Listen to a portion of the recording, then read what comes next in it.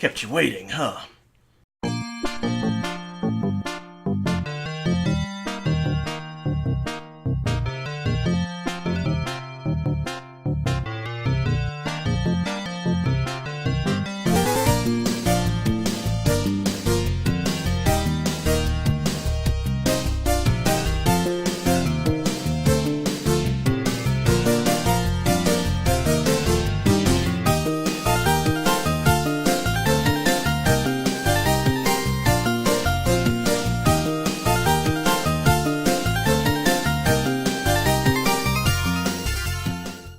In the early to mid-90s, around the time the CD-ROM format was introduced, video game companies began a trend of shoehorning in digitised footage of real actors, and used a lot of pre-rendered computer graphics, partially because in terms of raw processing power, computers weren't quite able to handle real-time 3D animation, but also because this new wave of full-motion video, or FMV games, was seen as the future of interactive entertainment.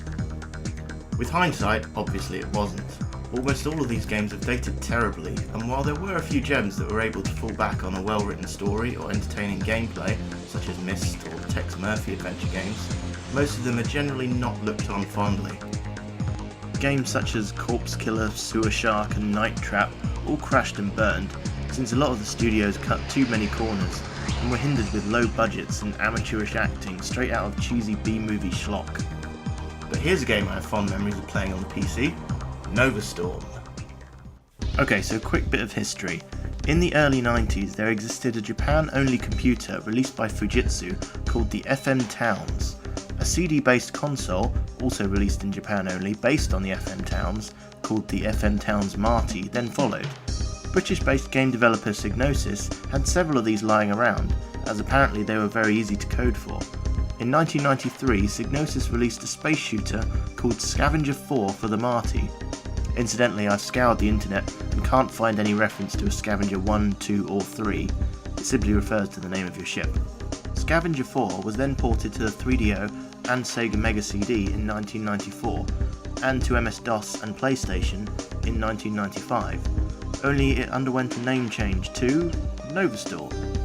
It's basically a rail shooter in which yours and enemy ships fly in front of pre-rendered FMV of alien landscapes. I picked this up for PC shortly after it came out, and the game I remember playing previously to this that shared the most gameplay similarities was Space Harrier 2 for the Sega Mega Drive, so loading up this for the first time blew my mind. I know it's hard to imagine now, but back in the day these were state-of-the-art graphics, and I couldn't believe what the humble desktop computer was capable of. Of course, I now know that it was technically cheating by using pre-rendered footage, but cut me some slack, I was 11 at the time.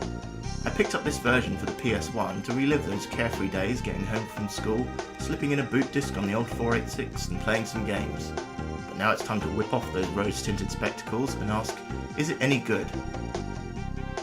No, it isn't, it's shit. Just look at it. After an intro that feels like it drags on for way too long, despite being around 3.5 minutes in length, in which Alan Cumming's dad tells you about an artificial intelligence that's gone rogue and somehow manifests itself in a finite number of enemy spaceships, and that you were the only hope of the human race, so you have to navigate such imaginative levels such as lava planets, ice planets, desert planets, and enemy base. My god, this thing's unbelievable! Each world has 4 stages that are only a minute or 2 long, and each stage also has a boss. So jumping in, you start stage 1 and you just start blasting everything that moves. Instantly you'll have issues with the controls. Your ship starts out slow and sluggish, but even after collecting a couple of speed up power-ups, you'll still take issue. Moving in any direction means hurtling across the screen like you're on a sheet of ice. Your ship has to slow down from its trajectory before it can change direction, so most of the time you'll find yourself careening from corner to corner of the screen, which will cause you to miss over half the power-ups. And you have to be constantly moving to avoid enemy fire, so you'll be rocking your thumb around the PlayStation D-pad constantly, which will cause considerable discomfort. The difficulty curve is all over the place too. Playing on easy mode gives you a rapid fire ability, which makes most of the bosses a joke, able to be beaten in seconds, even in World 4. But occasionally a boss will appear that guards its weak point and cause you to lose multiple lives before you beat it. On top of that, several levels pop up in which you have to navigate obstacles, and this is obnoxiously tricky. You're at the mercy of whatever direction the pre-rendered footage will force you in, and 9 times out of 10 a rock will fly straight at the middle of the camera, and then lurch in a random direction at the last second, which combined with a ship that feels like hauling a sack of potatoes around, means you will take a lot of damage. Damn it! Damn it! Careful. God damn it! Oh, come on! The game just spawned me in front of that. There was no way to avoid it. Bullshit!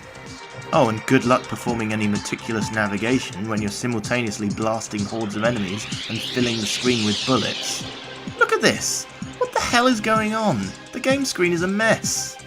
What should invoke thrilling feelings evocative of the Star Wars trench run just ends up as an exercise in frustration.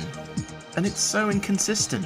Whenever it starts to get challenging, the enemies give more points, and as you get extra lives every 20,000 points, the lives just keep rolling in. On the final boss alone, I lost 4 lives but gained 3. You'd think switching the difficulty to normal mode would give a more balanced game experience, but no! The bosses now have absurd amounts of health, so much so that on the default settings, I got a game over 5 minutes in on the first boss encounter, even with multiple smart bombs and overdrives. But I've been putting it off long enough, let's talk about the sound design. In fairness, the best thing I can say about this game is it has a pretty damn good soundtrack, composed by Robert Smith's more straight-laced brother, Rick Eade. The techno beats will help to get the adrenaline flowing, or at least they would, were it not for the sound effects. Oh dear God, the sound effects.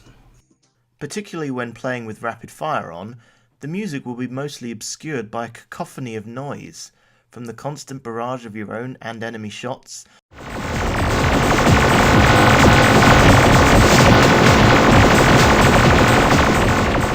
to the ear-piercing screech when you scrape against obstacles,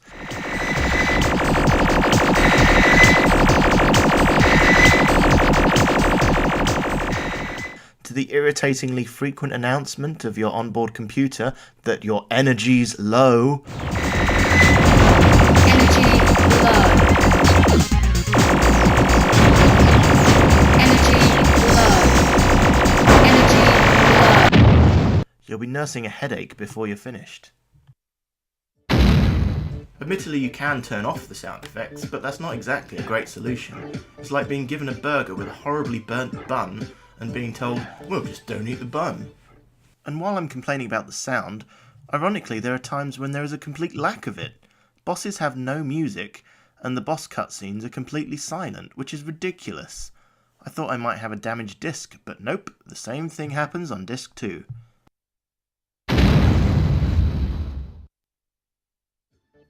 Oh yeah, you have to get up off your ass and disc swap 20 minutes in after the second world. The game has a feeble length too. It can be beaten in a measly 45 minutes. And once it's over, the ending and credits sequence loop infinitely until you manually pause and quit, before being prompted to swap discs again just to get back to the title screen. So as you may have noticed by now, I don't particularly care for Novastorm. Bad controls, questionable sound mixing, a distinct lack of fun to be had from the gameplay. Overall I give it a regrettable 1 out of 5. And if I could go back in time to give my child self a slap for being won over by the graphics, I would. But before I wrap this up, there are a couple of interesting differences between this port and the original Scavenger 4 on the FM Towns Marty. This trailer shows 3 minutes of FMV footage nowhere to be found in Novastorm, including a different ship flying around the surface of a snowy planet with in-cockpit views before being shot down and crashing. Whether there was going to be a lengthier story to the game, or an alternate spaceship to play as, is unknown. Also of note is that Scavenger 4's music and sound was handled by a different person, Chris Nichols. And while I personally prefer Rick Eade's soundtrack, it's a delight to listen to the superior sound effect mixing of Chris Nichols' soundtrack. Why Psygnosis couldn't carry over the sound effects is baffling. So yeah, that's about it. That's the end of the video. What, don't look at me expectantly like that. What do you want, blood? Well, I'm going. I don't even care, this game put me in a bad mood anyway, so stop.